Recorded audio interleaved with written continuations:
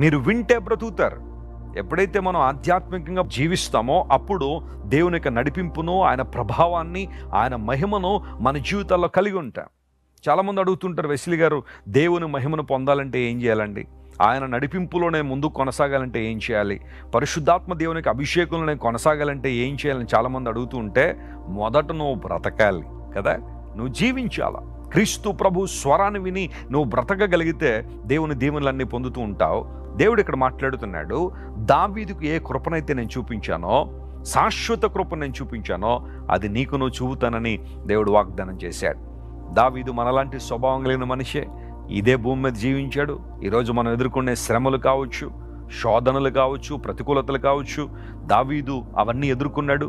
కానీ దావీదు ఒక సఫలీకృతుడిగా ఎందుకు ఉన్నాడు అంటే, దేవుని మహింపరిచే వ్యక్తిగా ఎందుకు నిలబడ్డాడంటే, దేవుని కృప దావీదు మీద సమృద్ధిగా కృమ్మరించబడింది. యేసుక్రీస్తు ప్రభు వారి సిలువలో మన కోసం మరణించడం ద్వారా కృపాయుగాన్ని వెలుగులోని తీసుకొచ్చారు. ఇప్పుడు మనందరం కృపాయుగంలో బ్రతుకుతున్నాం. దేవుని కృపను ఇంకా ఎక్కువగా, ఇంకా సమృద్ధిగా మనం అనుభవిస్తున్నాం. ఆయన కృప శాశ్వతమైన కృప.